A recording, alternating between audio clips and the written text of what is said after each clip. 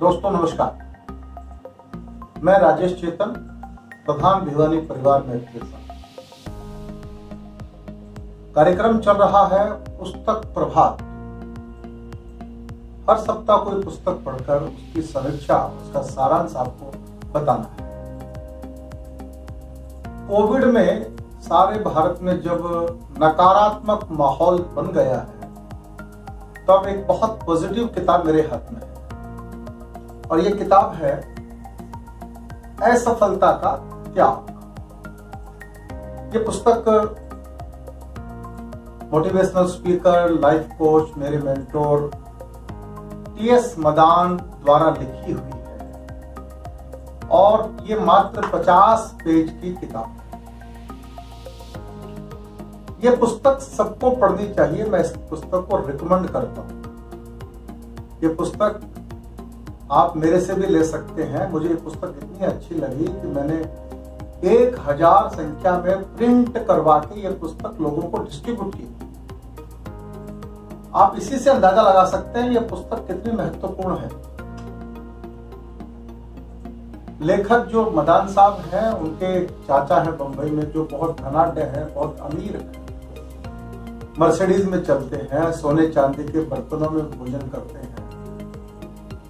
और मदान साहब एक बार उनके यहाँ बंबई गए तो उनके सारे धन वैभव से बहुत प्रभावित हुए और मन में एक छाप लेके आए। 6 महीने के बाद फिर उनके घर मिलने गए तो चाचा बिल्कुल बदल चुके थे। चाचा ने कहा कि मैंने मर्सिडीज छोड़ दी, सोने चांदी के बर्तन छोड़ दिए, सब चीजों का त्याग कर दिया। तो लेखक मदान साहब कह रहे हैं, सर मैंने भी सब चीजों का त्याग कर दिया। चाचा कहते हैं, तेरे पास है ही क्या?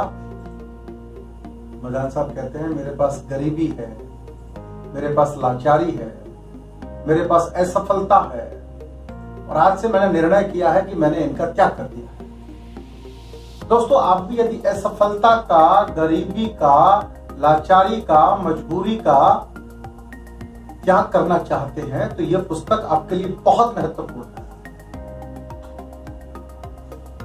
देखिए, यदि आप एक पुस्तक कहती है, यदि आप एक संत हैं तो आपको शिष्य चाहिए, आप एक डॉक्टर हैं तो आपको मरीज चाहिए, आप एक इंश्योरेंस एजेंट हैं तो आपको पॉलिसी होल्डर चाहिए, आप एक दुकानदार हैं तो आपको ग्राहक चाहिए, आपको एक एडवोकेट है तो आपको मुवक्किल चाहिए और आप यदि एक सफल पति हैं तो आपको एक पत्नी चाहिए। यानी कि हम सब की सफलता दूसरों पर निर्भर करती है और पुस्तक लेखक मदान साहब कह रहे हैं कि ये जो दूसरों पर हमारी सफलता निर्भर करती है, हम दूसरों की चिंता कितनी करते हैं, हम दूसरों को कितना वैल्यू देते हैं। तो ध्यान में आएगा कि एक पति जब अपने कस्टमर से बात करता है तो मोबाइल फोन पर टोन अलग होती है और वही व्यक्ति जब अपनी पत्नी से बात करता है तो टोन दूसरी होती है। यानी कि पत्नी को वैल्यू नहीं देते हैं। अगर हमने अपने लोगों को वैल्यू देना सीख लिया तो सफलता के दरवाजे खुल सकते हैं। ये इस पुस्तक में मदान साहब कहते हैं। इस पुस्तक का क्रैक आपको बताता हूं। यह पुस्तक कहती है, एक सेल्फ बैलेंस शीट बनाइए। आपने अभी तक जो बैलेंस शीट बनाई है, लायबिलिटी एंड एसेट, आपने अपने बिजनेस की बैलेंस शीट तैयार की। ये पुस्तक ये कहती है कि आपको पहली बार अपने जीवन की बैलेंस शीट बनानी है। जीवन की बैलेंस शीट कैसे बनेगी? एक पेपर ले लीजिए, कागज ले लीजिए और उसके ऊपर बीच में लाइन खींचकर दो हिस्से कर लीजिए और एक तरफ लिखिए सफरिंग्स और एक तरफ लिखिए ब्लेसिंग्स। ये प्रयोग अद्भुत है, मैंने किया है। और लेखक ये कहते हैं मदान साहब कि सफरिंग का मतलब ये है कि जीवन में जितने दुख हैं, जितनी तकलीफ है, भगवान ने कुछ लेकर फिर उसको छीन लिया, ये सफरिंग है। उदाहरण के लिए हमारे घर में मान लीजिए माता पिता में से पिताजी देवलोक चले गए, माँ है, तो सफरिंग में लिखेंगे फादर और ब्लेसिंग में लिखेंगे मदर। पत्नी है तो वाइफ, बच्चे हैं तो बच्चों के नाम लिखेंगे। ये आपके लिए ब्लेसिंग्स है। इसी प्रकार से आप अगर हेल्थ की बात करेंगे तो हेल्थ में पर्टिकुलर हर अंग के बारे में लिखेंगे कि आप ब्लेसिंग्स में लिखेंगे ब्रेन है, हार्ट है, सब ओके है।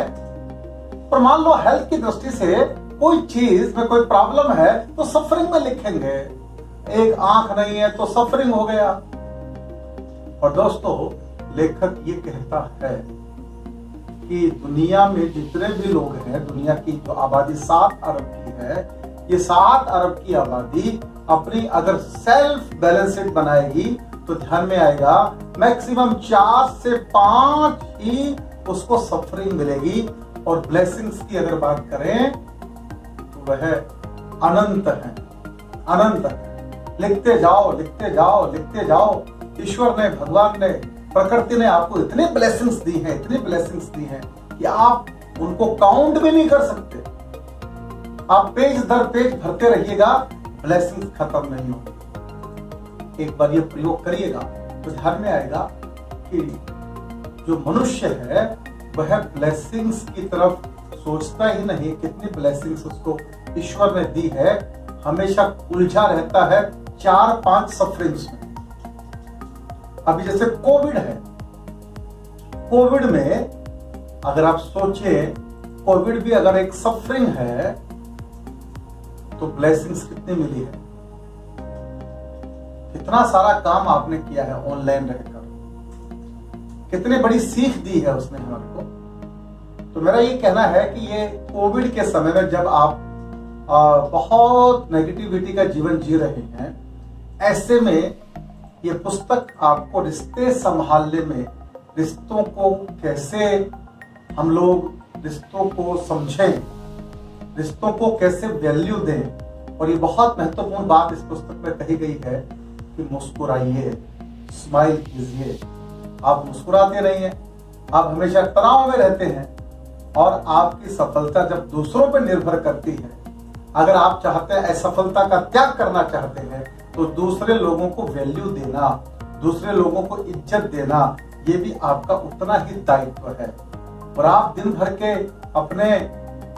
भर की दिनचर्या को देखेंगे तो आपको ध्यान में आएगा आपने लोगों को आंसू ज्यादा दिए हैं, मुस्कान कम दी है।